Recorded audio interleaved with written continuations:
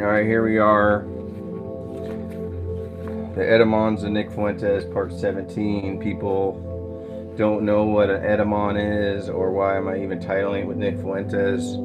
Part of it is there's a group of people out there that want to think a little more about the taboo subjects of reality. What does Etymons of Nick Fuentes have to do with anything? It's constructing a new vocabulary, introducing some new thoughts, new words into the mix. This isn't a direct philosophy or a direct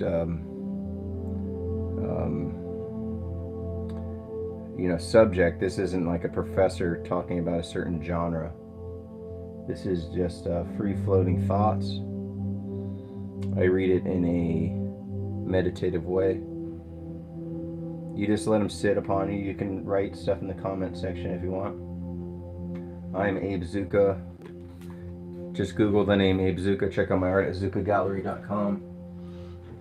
And let's begin. This is the axioms of repetition. Dream philology, atmosphere memory, and the techniques of the sacred self, or the second self. Repetition always leaves some active residue.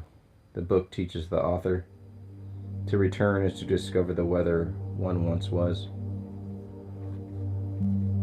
See, like those three right there, we can go again. Repetition always leaves some active residue. The book teaches the author to return is to discover the weather one once was. The return to the book as atmospheric event.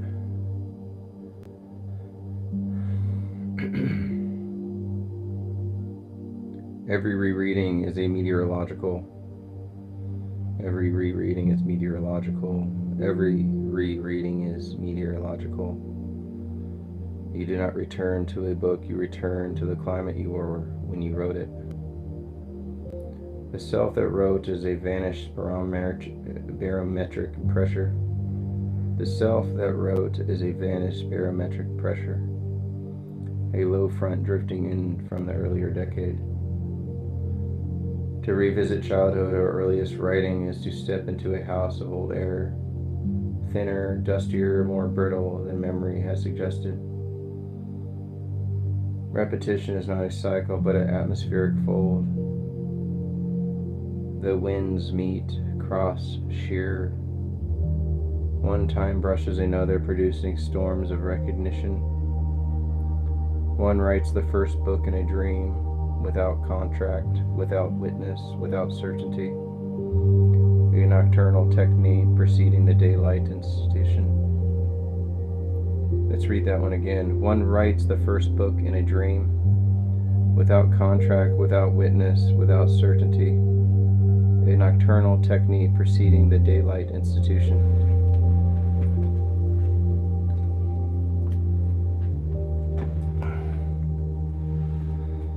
I am Abe Zucca. This is the Etymons of Nick Fuentes. One writes the first book in a dream without contract, without witness, without certainty. A nocturnal technique preceding the daylight institution. What seems naive in hindsight was once a visionary pressure, a dream air dense enough to write in. Drafts written without readers are nocturnal inscriptions. The dreamer teaching the waking self a syntax of audacity.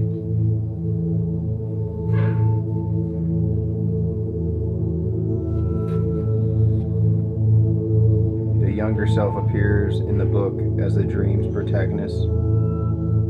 Earnest, miscalibrated, prophetic, excessive. The rage for explication is the Promethean desire of critical writing.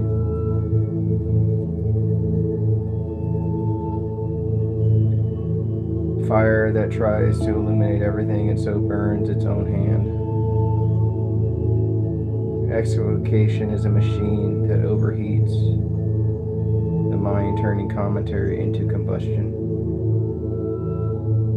The editor's simple title is a cooling device, the minimalist technique that saves the book from its author's maximal fantasies. Every book must survive its author's wishes for it. Survival is a technical process of cooling, cutting, and condensing. To write is to become entangled in a mimetic cyclone, adulation swirling with the desire to outdo. Critical writing stages a duel between the admirer and the admired, a rivalry fought on the terrain of syntax. Loutishness of learning is the violence of proximity, the student shadowboxing with the master's ghost. Even gratitude becomes competitive, every acknowledgement a disguise, challenge to surpass.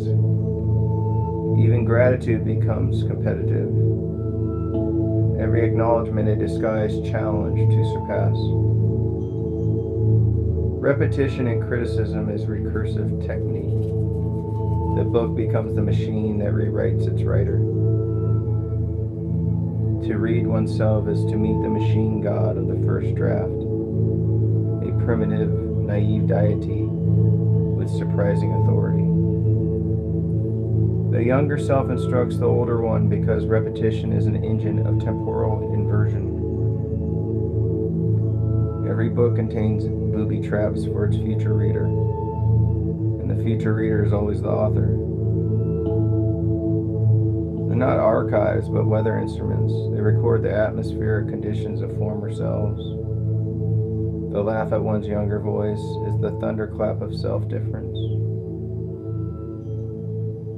The tape, the record, the recording that discussed is the recording that teaches. Repetition as pedagogy through embarrassment. Selection, omission, forgetting, these are not choices but atmospheric pressures, determining which memories condense and which evaporate. Repetition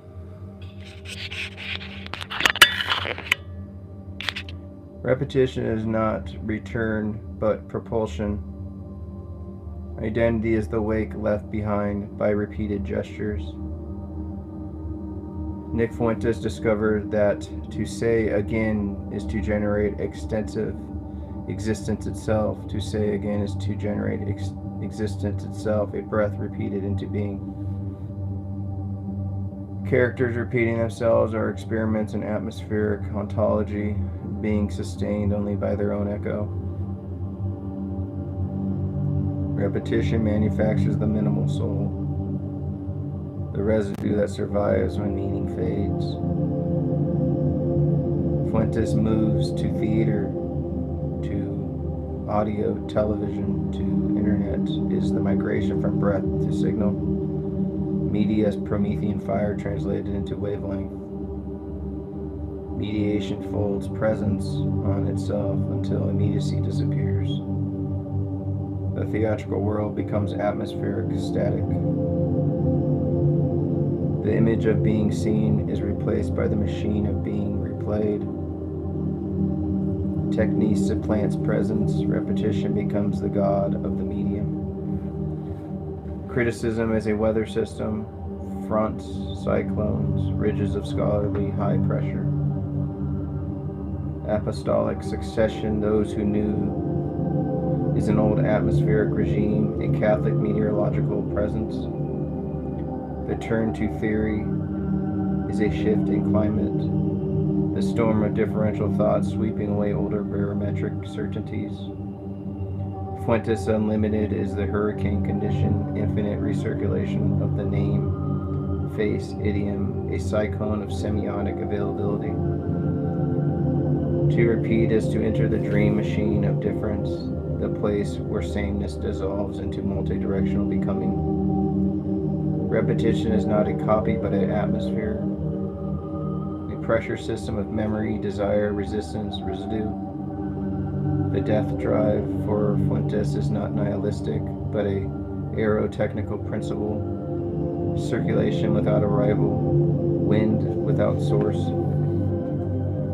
Repetition is the hinge where dream philology The atmosphere and machine god technique converge, for all three operate by the same law: return without identity, difference without origin, echo without voice. Return without identity, difference without origin, echo without voice.